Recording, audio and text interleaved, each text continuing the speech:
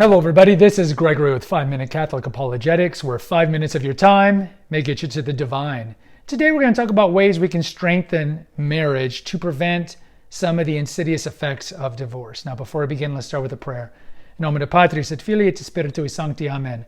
Gloria Patri et Filio et Spiritui Sancto, sicut eram principio et nunc et semper et in saecula saeculorum. Amen.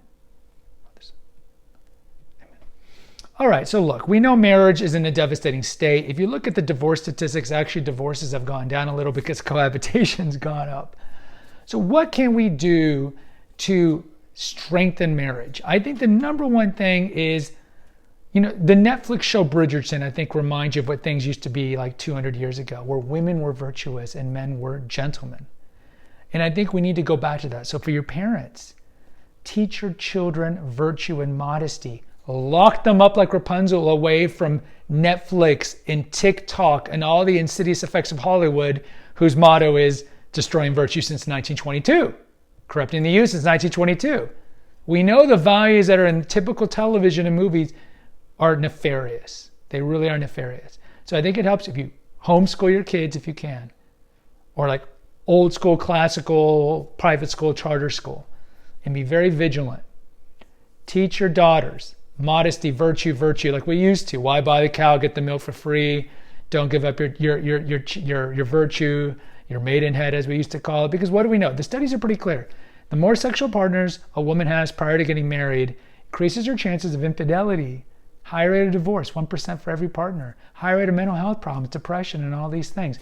So we want to make sure our daughters, or if you're young here, don't have a lot of sexual partners. If you've had a lot of sexual partners, figure out why you feel the need to have so many sexual partners. I know we live in a Tinder world where it's all hookups, but that's the world of the devil.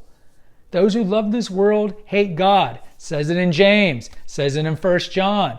We can't believe that the values of today are good values. We have to stick to the timeless truths of the Catholic Church. Go to the episode, how the church left me, I didn't leave the church. That's nonsense. Okay, what else? Teach the boys to avoid PRN.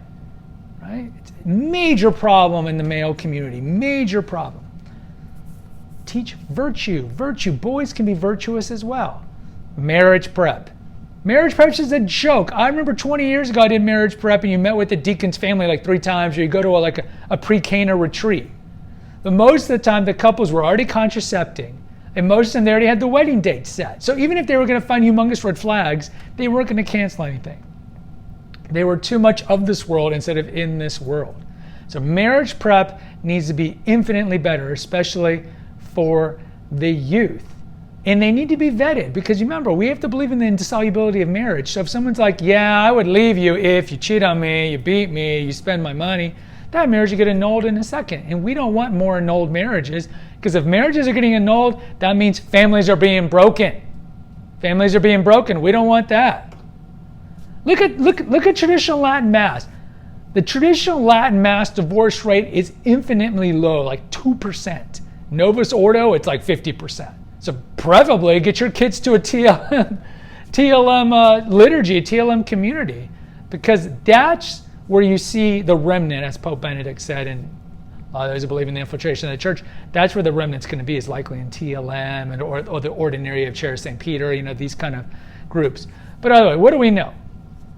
Marriage is sacrifice, and I think we have this instant gratification world that we live in. As soon as things get hard, I'm out. This individualism.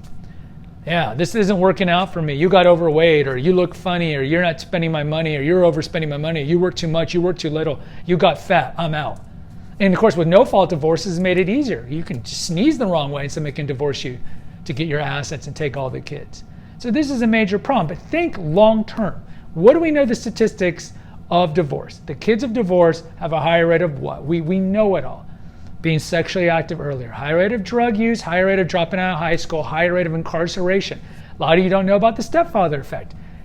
Kids that are raised in a home where their non-biological father lives, so in other words, you, the father, aren't living there, up to 40 times more likely to be physically and sexually abused, 50 times more likely to be murdered, 15 times more likely to suffer an unintended death, like a drowning.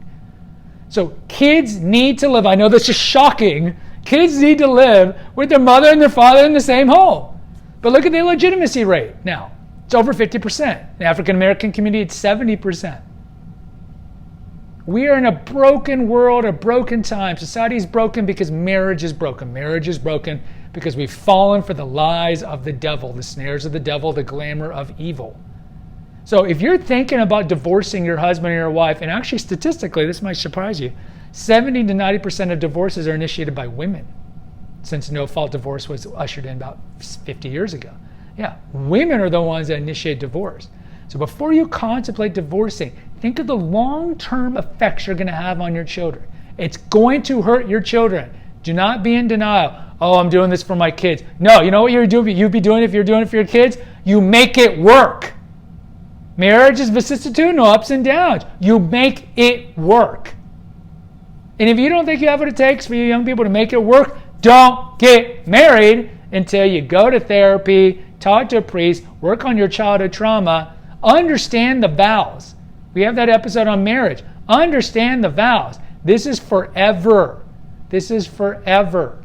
If you don't think you have the emotional and psychological rigor and vigor to be married, then don't get married until you think you're ready. Or as St. Paul says in 1 Corinthians, you don't have to get married. If you can control your concupiscence, you don't have to get married. The worst thing to do is rush into marriage. You're not prepared. You have children. And then, oh, I'm bored. I don't like it. I'm divorcing you. Broken family. Broken family. Broken children. Kids are collateral damage. Therefore, we have a bunch of this now for 3 generations. Broken society. So let's do it one couple at a time. Fix your marriage if it's broken. Even if you've already separated, reconcile if you can. Right? You can't remarry. You can't remarry as Catholics. Cannot remarry. Fix it for the sake of the children. Guys, post in the comments. Let me know if you agree or disagree. Hit the notification, subscribe, and share button so the algorithm sends it to like-minded people. Share with like-minded people. Until next time, take care, God bless, and pray.